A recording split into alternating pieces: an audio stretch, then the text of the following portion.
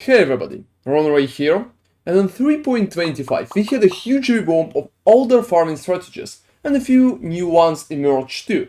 But in this video I want to showcase an old but very stable farming strategy that has received a slight buff right now, and can net you about 6 divines per hour or even more. It is also very cheap to set up, so you're not risking a lot running it. The strategy can net you a very decent amount of experience too, so don't forget to level sudden gems. Check the timestamps as usual for particular topics, and let's go! So the core element of the strategy. We are going to use Beyond and Breach, combined with Ether Altars buffs for quantity and Eldritch currency drops. Dedicated Breach can now produce a pretty decent amount of Breachstones, including Chiulas, the prices for which has risen since the Scarabs that provided guaranteed Chiula breaches gan, and now you need to fish for it.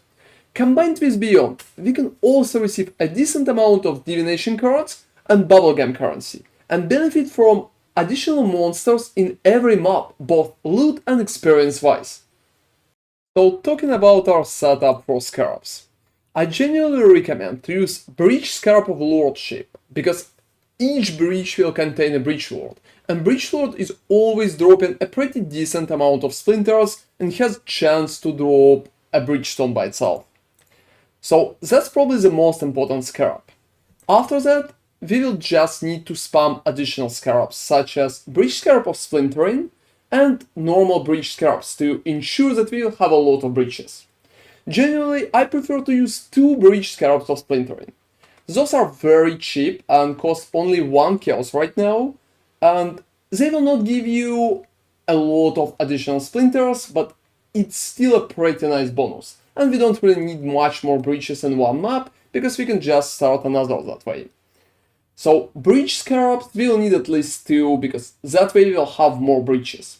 We're also going to use a Breach Craft on map device, so it will give us 3 more breaches. At least we will have 7 breaches every map. There's also an option to just replace one of the Splintering Scarabs with another Breach Scarab, if you prefer it that way. However, I still would recommend Splintering. And we also have 2 additional Scarabs, such as Breach Scarab of Resonant Cascade and Breach Scarab of Snares. I think Snares is very good right now, and that could be a pretty decent pick. However, the biggest issue with Snares is that it actually costs about 25 Kelsos per one, and I think it makes the strategy not that low investment anymore, because instead of investing about 10 Kelsos per map, you will need to invest about 30 or maybe even 40. It could be worth it in some cases, so I would just replace one of the Splintering with Snares, if you want to go with higher investment.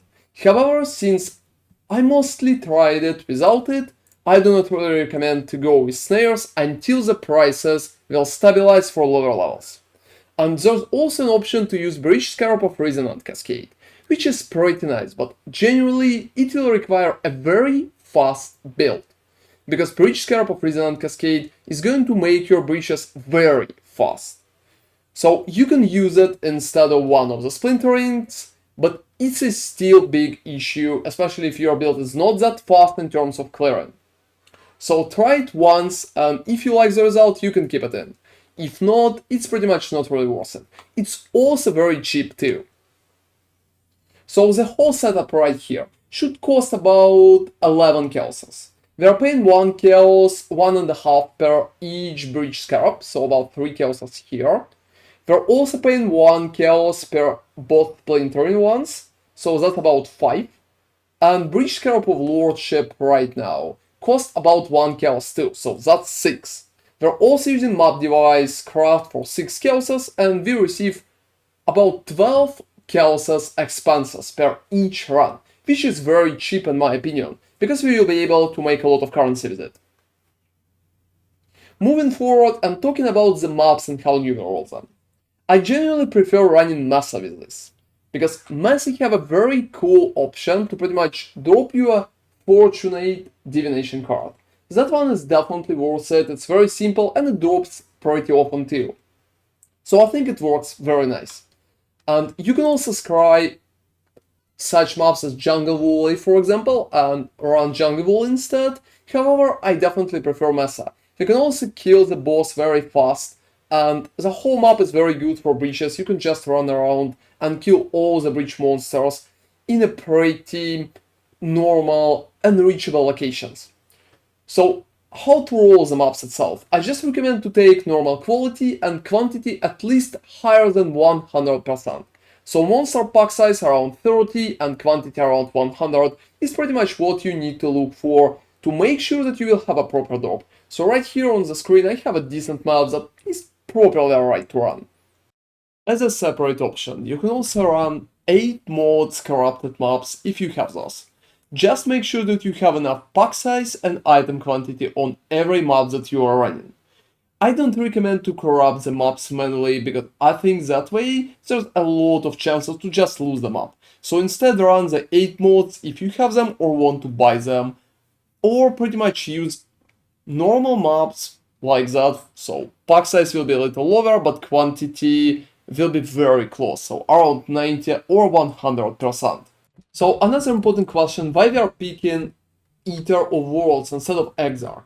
I honestly think that for that strategy, Eater is going to work much better, mostly because it can provide much more quantity, and we need that quantity.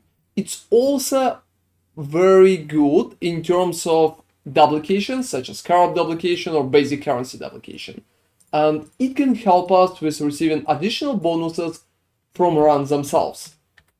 So here are the Atlas trees that I've been using, and what we will need to pick an Atlas. So generally it's very simple. We just need to pick everything related to breach, such as evolving hives, probing for weakness, and go to the right. The very important part is to take tortured dreams, because tortured dreams is going to give us more chances to roll Chiulas. And well, that's going to be one of the most important part for our profits.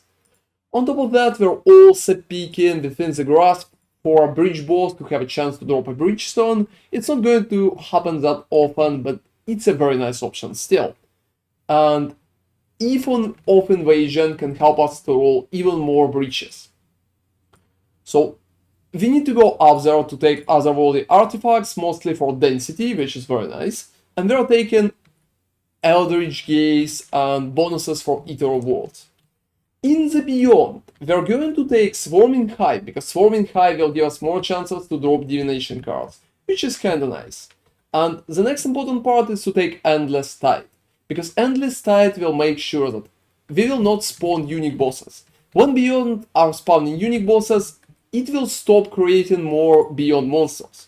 And since we don't really need Beyond monsters to stop, Endless Tide is very important part, because otherwise the boss is going to spawn very soon and you're going to lose your Beyond monster bonuses. So we also will need to have chance for Beyond monsters everywhere here, which is pretty important. On top of that, I also recommend to just get as many explicit modifier bonuses as possible, because it's going to boost both pack size and quantity for the map. That's pretty much it. I recommend to block some parts of the content to make sure that we'll have more chances for breach, but it's not that important, and instead of those passives, you can pretty much take additional Scarabs, such as Skittering Swarms, for example. However, if your build is pretty strong, you will have another pretty decent option to combine your breach and beyond that you're already using with Delirium. With Delirium, you will be able to drop a pretty decent amount of Splinters, and I'm sure it's going to raise your profit. However, you will need a very strong build, because Delirium could be very bad in maps in terms of both performance of your PC and requirements for your build. So if you can handle it, however, it could raise the strategy even further, because you're going to stack a lot of Delirium bonuses on top of that. So if that's your pick, you just will need to take that which you seek for Mirror of Delirium and take all Delirium bonuses here and here. Also going for Screaming Whispers for increased stack size of Simulacrum Splinters found on your maps could be a very good option for such case. I still recommend to have Shadow Hunger and Eldritch Gaze, because both of them are going to raise amount of currency that you will be able to receive from Eldritch Altars. Otherwise, that could be a very good pick, and if you are completely sure that your build can handle it, try out the Delirium version 2. However, in that video I mostly calculated my drops without Delirium, and I'm sure you will be able to make even more profit if you're going to add it. So talking about the loot that I have received, that's pretty much the whole stash tab that I've been used to drop everything that I dropped during 1 hour of farming. And as you can see, I received some Chiulas, which is very nice, and about 5 fortunate divination cards, which is kinda alright too. I also dropped 1 fortress map and augmented distant memory as well. So to pretty much calculate how much divines all of this can give me, we're going to use a little different metric. So that's pretty much what Path of Exile is showcasing. It's showcasing 6.1 divine an hour, with that kind of breakdown. As you can see, Fortunate in Chiula brings the most amount of currency, and Fortress providing very good number as well.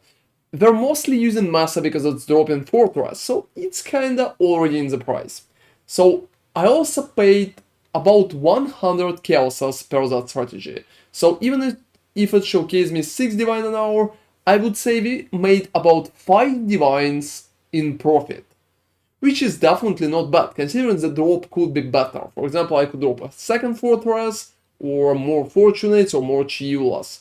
And I'm sure that numbers could be better. However, we can use that as pretty much as an average pick right now. And it's looking pretty decent. So since the strategy provides a lot of experience, you can pretty much level up some gems in the process. I never calculated those in my loot breakdown, but I still think it could be a nice cherry on top. So right now, you will be able to just go to PoE Ninja and check what gems you will need to level. So generally just place level to 20, quality to all, corrupt to no, and type to normal. So that's pretty much what you can see there. Lightning Strike, for example, is very popular, so you can level that. Also automation. You can try to level marks such as Assassin Mark because it's always up for corruption. All secures such as Punishment, Elemental Weakness are pretty much working. Petrified Blood could be nice as well, so pick any out of them. Sniper Mark, for example, could be a very nice option too. Just don't pick first ones because those could be not that good because there's not a lot of them listed, as you can see only 30. And the prices are very not stable. If you will level Elemental Penetration, for example, maybe it will be harder to sell it. So picking anything else could be a safer option for you. However, just pick any gems that you can level with your build, like red ones, green ones, or blue ones, and try to level at least 6 of them in your offhand sets. And that's pretty much it. It's going to add some cool part to your profit. So another good question is which prices for Scarabs are alright. I think for Breach Scarab, it can cost up to 2 Kelsos and the strategy is going to be fine. We can also pay up to 2 for Breach Scarab of Lordship. It's a very important Scarab and we need only 1, so even if the price will go up for 3 or even 4 Kelsos, I think it's going to stay just fine. I wouldn't use Breach Scarabs of Splintering if they would cost more than 3 Kelsos per one, and instead I would probably just use normal Breach Scarabs for more breaches.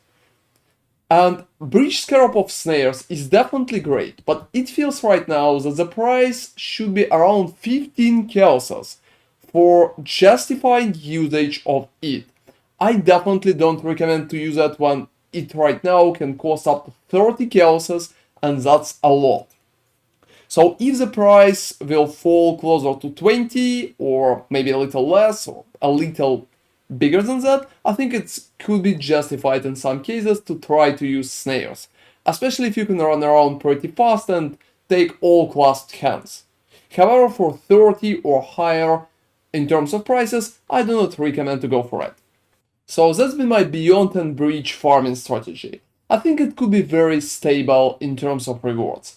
And it could feel great because it can also provide a lot of additional bonuses such as experience and random drops too, because you have a lot of monsters in the map. Hope it will be helpful for you, check the Scarab prices, and try to farm it. Thank you very much for watching, and ronarray is out.